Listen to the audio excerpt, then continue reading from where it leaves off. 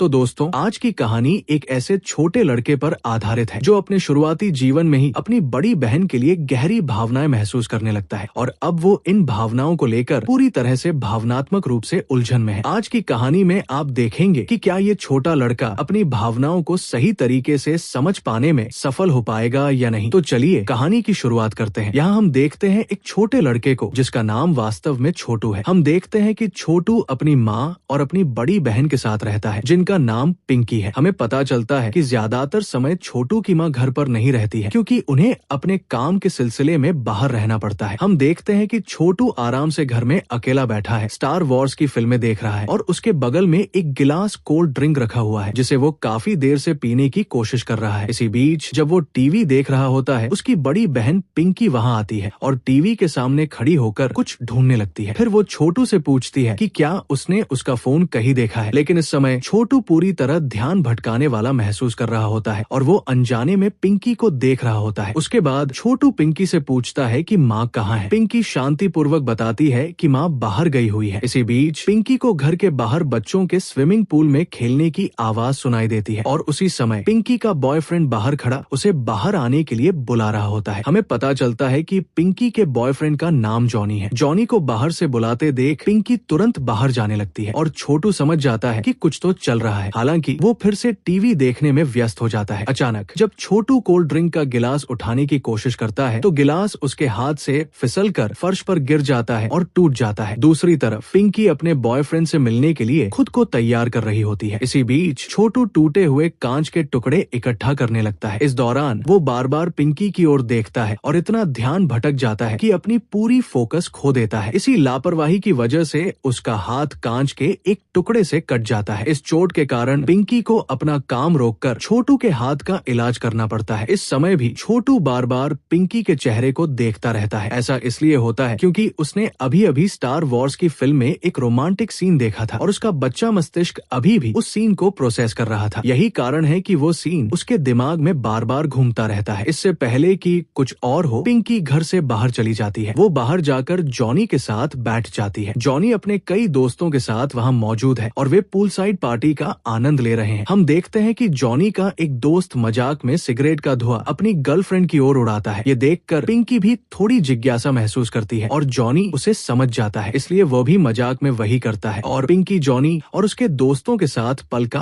आनंद लेने लगती है। दूसरी तरफ हम देखते हैं कि छोटू घर के अंदर पिंकी का सेल फोन खोज रहा है। कुछ समय बाद जॉनी घर के अंदर आता है। जब वो छोटू को देखता है तो कैजुअली कहता है कि वो बस बाथरूम इस्तेमाल करने आया था। फिर पिंकी भी वहाँ आती है और उसे बाथरूम दिखाती है। पिंकी को खुशी होती है कि उसका बॉयफ्रेंड आराम से उसके घर में मौजूद है। मजाक में जॉनी पिंकी पर थोड़ा पानी छिड़क देता है जो छोटू को बिल्कुल पसंद नहीं आता। अपनी नाराजगी जाहिर करने के लिए छोटू जॉनी पर फव्वारे से पानी छिड़क देता है। ये सब देखकर पिंकी छोटू को डांटती है। इससे छोटू थोड़ा दुखी हो जाता है और चुपचाप घर के अंदर वापस चला जाता है। घर के अंदर छोटू फिर से स्टार वॉर्स के रोमांटिक सीन को रिवाइंड करके बार बार देखने लगता है, लेकिन उसकी समझ में अभी भी कुछ नहीं आता। कुछ समय बाद जॉनी अचानक गायब हो जाता है और पिंकी उसे ढूंढने लगती है। बहुत खोजने के बाद वो उसे दूसरी लड़की के साथ देखती है। ये देखकर और प्यार में धोखा महसूस करते हुए पिंकी बहुत भावनात्मक हो जाती है। वो तुरंत घर वापस आती है, बाथरूम का दरवाजा बंद कर लेती है और रोने लगती है। छोटू कई बार दरवाजे पर खटखटाता है और उसे खोलने के लिए कहता है, लेकिन पिंकी जवाब नहीं देती। छोटू समझ जाता है कि पिंकी बहुत दुखी है। जैसे ही शाम होती है, पिंकी आखिरकार बाथरूम से बाहर आती है और फ्रिज से